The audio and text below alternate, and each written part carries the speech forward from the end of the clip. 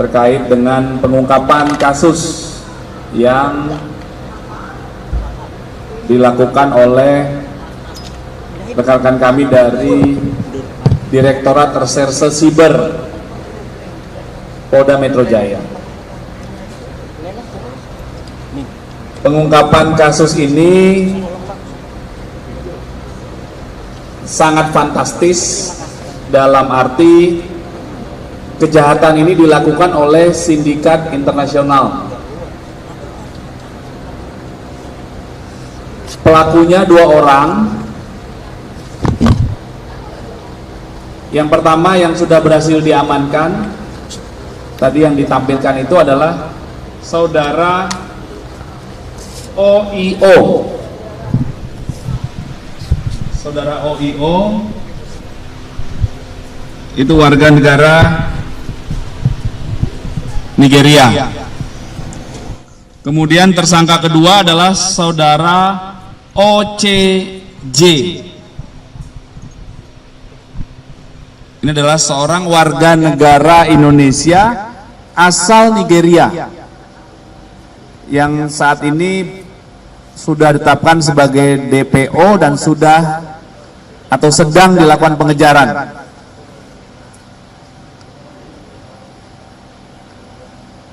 Jadi modus operandi yang mereka lakukan atau sindikat ini lakukan adalah bisnis email compromise. Ya, bisnis email compromise antara dua pihak, korban dengan mitra bisnisnya,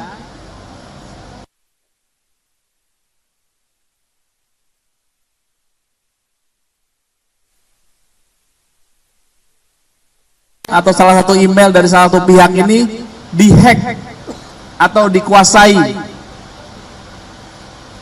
oleh pelaku, sehingga akhirnya pelaku berkomunikasi menggunakan email salah satu pihak yang akhirnya mengakibatkan kerugian pada korban. Dalam pengungkapan kasus ini, penyidik berhasil menggagalkan kerugian yang sangat besar yang awalnya akan diderita oleh korban, karena korban sudah berhasil mentransfer kepada pelaku sebagaimana arahan dari pelaku, yaitu pembayaran bunga pinjaman sebesar 2,2 juta sekian US dollar, atau korban telah mentransfer ke rekening pelaku sebesar 36 miliar rupiah. Tetapi berkat kesigapan dan kecepatan dari rekan-rekan Direktorat Reserse Siber, maka berhasil digagalkan proses pencairannya. Walaupun tersangka berhasil sedikit mencairkan, yaitu 1,6 M. 1,6 M dari 36 miliar rupiah.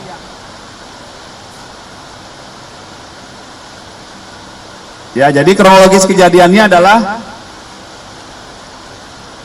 PTJ, ini PTJ ini korban ya, sebuah perusahaan, itu menerangkan bahwa pada tanggal 15 Mei 2025, korban atau PTJ mendapatkan email dari sebuah email ixxx@pxx.co.id dari pihak PTS. Jadi PTJ dan PTS ini adalah mitra bisnis.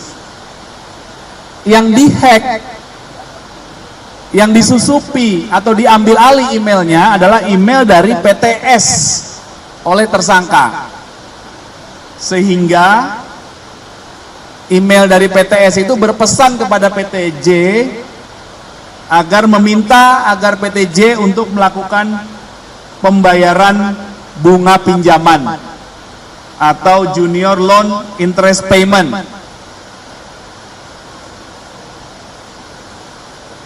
Setelah dilakukan konfirmasi, tanggal 16 Mei, PTJ selaku korban itu melakukan pembayaran kepada nomor rekening yang telah dikirim dari orang yang mengaku seolah-olah PTS.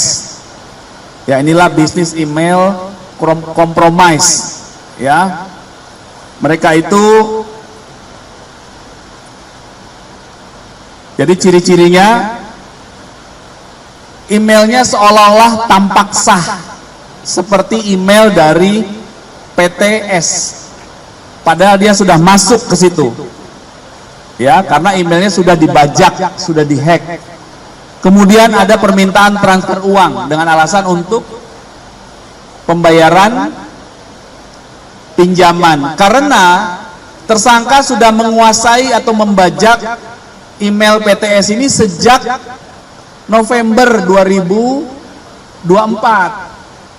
Kemudian dia mengamati percakapan email antara PTJ selaku korban dan PTS selaku mitra bisnisnya, mengamati email percakapan itu. Setelah ada percakapan tentang adanya suatu transaksi keuangan dari PTS kepada PTJ, disitulah dia masuk bertindak dan mengarahkan transfernya kepada rekening milik tersangka di sebuah bank.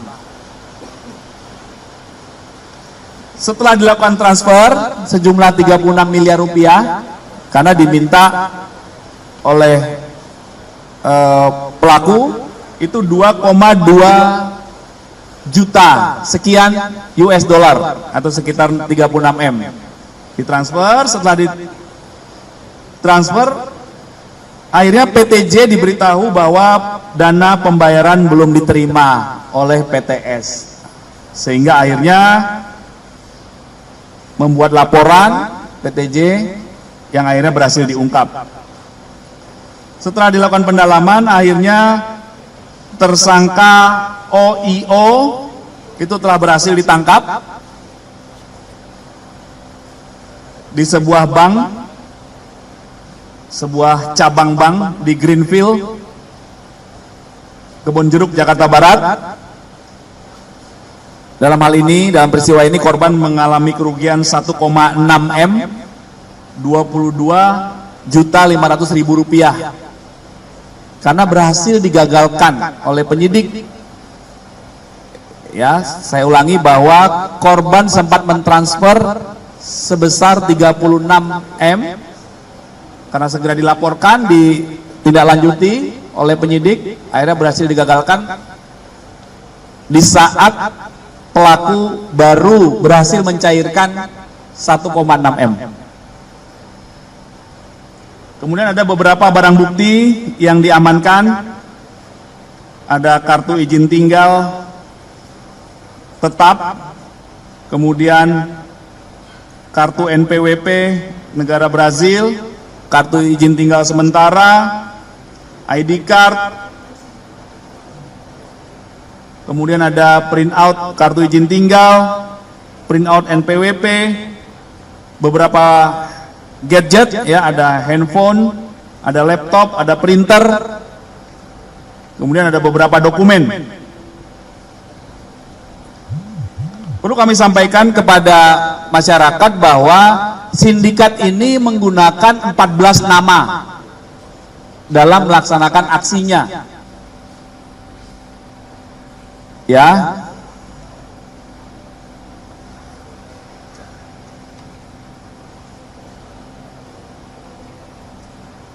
Sebentar nih saya jelaskan. Pak Raffles, materi WA dari Pak Raffles. Nah, sindikat ini mengarahkan korban untuk mentransfer sejumlah uang ke rekening yang dia buat. Jadi sindikat ini membuat rekening, mendaftarkan rekening kepada bank dengan menggunakan ID, yaitu paspor yang diduga palsu. Karena penyidik berhasil mengamankan beberapa barang bukti, ya, ada foto, ada print-printan, nama yang digunakan untuk nama di paspor yang diduga untuk mendaftarkan atau membuka rekening. Nah, ini tolong dicatat dan disampaikan ke masyarakat, sehingga masyarakat yang suatu saat atau pernah kemarin menjadi korban dalam peristiwa ini, pernah melakukan transfer kepada rekan bisnisnya atau untuk kepentingan apapun dalam transaksi bisnis yang ternyata tidak diterima oleh rekan bisnisnya, silakan melapor ke Polda Metro Jaya, khususnya ke Direktorat Reserse Siber. Yang pertama, Sarana Multi Project. Nah, ini nama ini yang dipakai oleh tersangka untuk mengelabui korban, menjelaskan bahwa korban mengirim 36 M itu ke rekening ini, sebuah bank dengan nama Sarana Multi Project. Jadi dia bukan pakai nama orang, si A, si B, tapi membuka rekening itu menggunakan paspor yang diduga palsu. Ya, sehingga akhirnya korban yakin bahwa dia korban mentransfer kepada rekening milik perusahaan. Padahal rekening itu adalah milik pribadi tersangka. Itu yang pertama ya, Sarana Multi Projects. Yang kedua, Parillion Leisure Limited. Nanti mohon Bu Risma atau Pak dikirimkan 14 nama itu ke teman-teman biar nggak salah nulis ya. Yang ketiga, Elite Group Compute System Co Ltd. Yang keempat, Toridan Co Ltd. Yang kelima, Kompas Tender Ltd. Yang keenam, The Getter Group. Yang ketujuh, AgriLight Energy Ltd. Selanjutnya, Siamena Polo Walker Outdoor. Selanjutnya, Tap Dharma GmbH. Selanjutnya, Ningbolite Trace Exim Ltd. Selanjutnya, Afmex Aircraft Leasing Inc. Kemudian selanjutnya Intercargo Machinery. Selanjutnya Amerland America Corp. Dan yang terakhir Main Energy Solutiona PTY Ltd. Ya, nanti secara detail akan dibagi.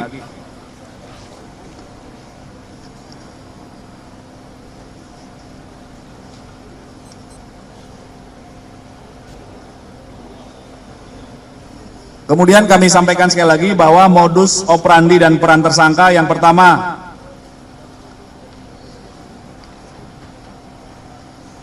membuat rekening perorangan dengan nama menyerupai PT yang digunakan untuk meyakinkan korban. Modus operandi yang kedua adalah masuk secara ilegal ke dalam email milik PTS, ya. PTS tadi adalah mitra bisnis dari PT J itu korban.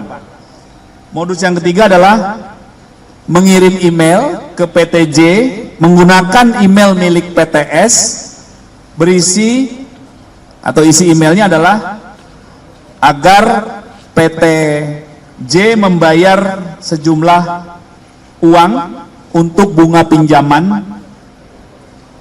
Kemudian yang menjadi modus operandi selanjutnya adalah mengubah tujuan rekening pembayaran atau rekening penerimanya tadi yang dimiliki oleh tersangka. Sehingga penyidik menemukan bahwa motif atau tujuan para tersangka ini dalam melakukan tindak pidana ini adalah untuk mendapatkan keuntungan yang digunakan para tersangka untuk memenuhi kebutuhan ekonominya. Sehingga para tersangka dijerat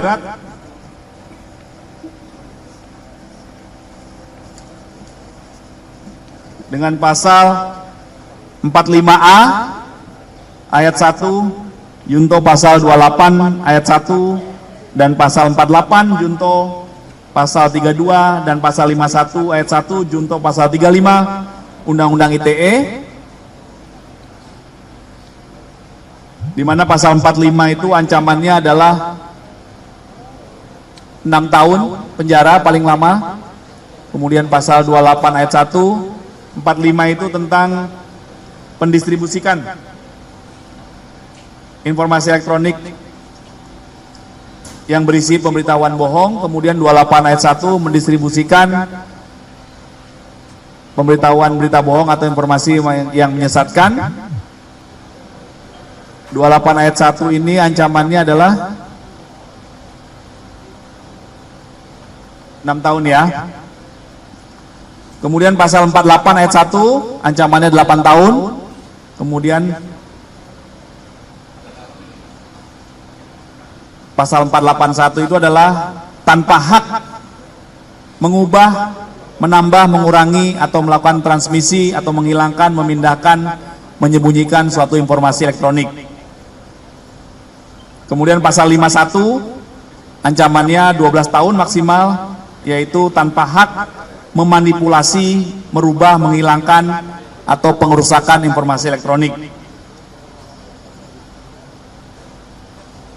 Setelah ini nanti Pak Kasubdit akan menjelaskan ada sebuah imbauan yang sangat penting kepada masyarakat yang secara singkat dapat kami sampaikan bahwa kita harus rajin melakukan pengecekan terhadap email, kemudian melakukan two-step verification ya, untuk mengamankan email kita, mengingat perkembangan kejahatan siber ini juga terus berkembang, sehingga edukasi harus kami sampaikan juga. Di sisi lain, apabila ada laporan dari masyarakat, pasti kami tindak lanjuti dan kami ungkap, rekan-rekan.